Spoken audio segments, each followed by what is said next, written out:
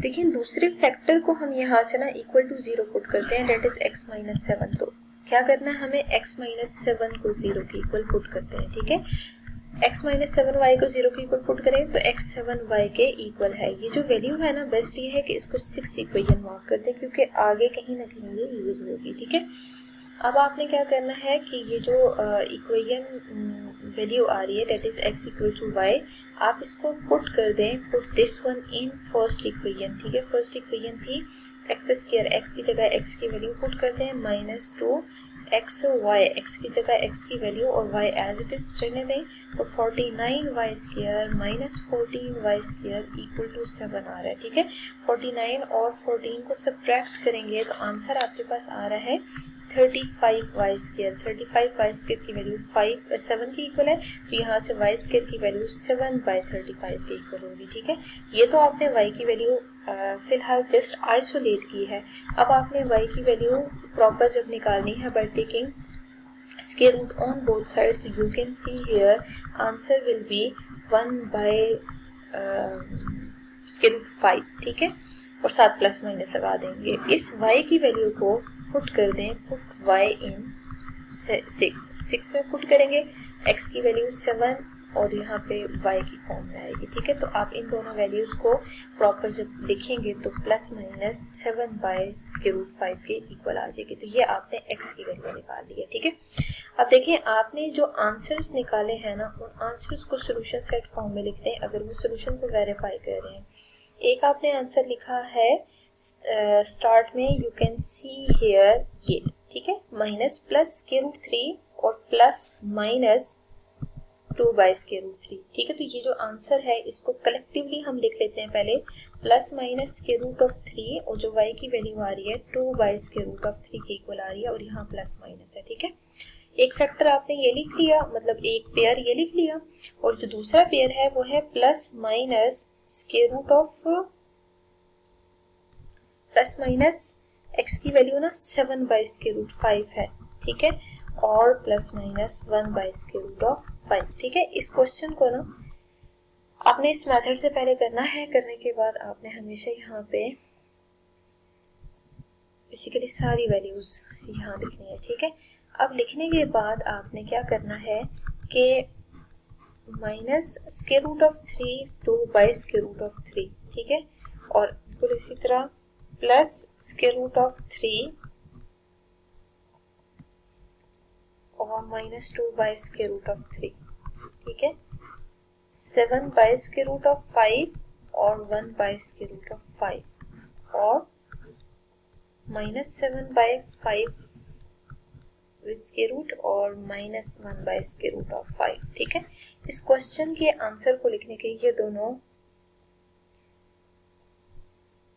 Method हैं, आपकी अपनी चॉइस है, आप इन दोनों में से कोई सा भी मेथड यूज कर सकते हैं, ठीक है। बस दोनों में फर्क ये है, यहाँ पे हमने कलेक्टिवली लिखा हुआ है कि square root of 3 with negative sign हो तो प्लस में आपने ये वैल्यू लेनी है, यू कैन सी हियर, ठीक है। फिर इसमें जो नीचे साइंस गिवन है उनके साथ आप इस पेयर को लिख लें, और बिल्कुल इसी तरह यहाँ पे प्लस प्लस और माइनस माइनस कंबाइन है,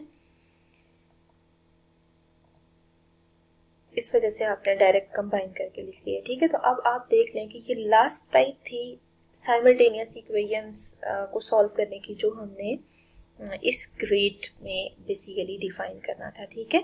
तो यहाँ पे आप देख सकते हैं कि हमने सब इक्वेशंस को कलेक्टिवली सॉल्व किया है और देखा कि कौन कौन से केसेस यूज हो रहे हैं। हम बेसिकली जब भी साइमल्टेनियस इक्वेशंस को सॉल्व करते हैं ना, तो हमेशा हमें ये आइडिया होना चाहिए कि उसकी कैटेगरीज क्या क्या हैं, ठीक है। तो बेसिकली अगेन ना हम इस फुल टॉपिक में जितने भी केसेस हमने इस लेवल पे डिस्कस करने हैं उनको अगेन कैटेगराइज कर लेते हैं, ठीक है, ताकि आपकी कंफ्यूजन दूर हो जाए।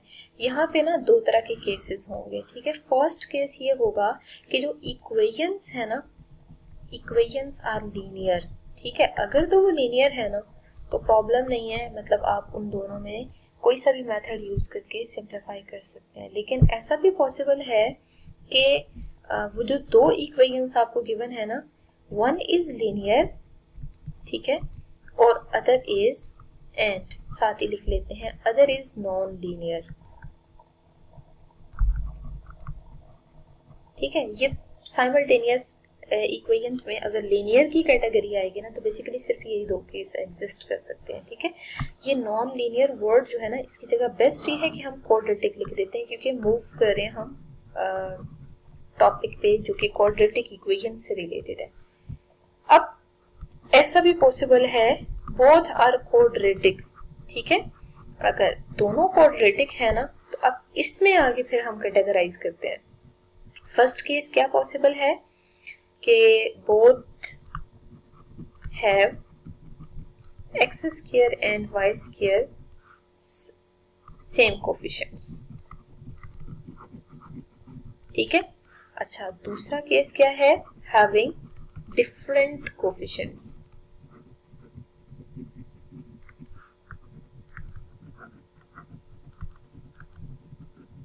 ठीक है। और जो लास्ट वन है वो है कि when mixed variable term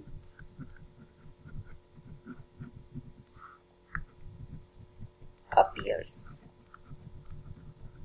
ठीक है। और ऐसा भी पॉसिबल है कि मिक्स्ड वेरिएबल टर्म भी हो, ठीक है, पर डिफरेंट कोफिशिएंट्स भी हो, तो फिर आपने जो कांस्टेंट वैल्यूज है ना उनका कंपैरिजन करना है, ठीक है। तो मैं सिंपल शॉर्ट फॉर्म में लिख रही हूँ कि कांस्टेंट वैल्यूज कंपैरिजन मेथड, मतलब जिसमें क्वाड्रेटिक का केस ही हो लेकिन और कोई भी मेथड यहाँ पे यूज ना हो रहा हो, तो बेसिकली वहाँ पे मिक्स वेरिएबल टर्म अगर दोनों में मौजूद हो तो फिर हमेशा हम दोनों जो इक्वेशंस हैं उनके कांस्टेंट टर्म्स को इक्वेट कर लेते होते हैं, ठीक है। तो बस अगर ये समरी आपको क्लियर होती है ना तो आगे प्रॉब्लम नहीं है, इंशाल्लाह सारी कैटेगरीज आप खुद सॉल्व कर सकते हैं।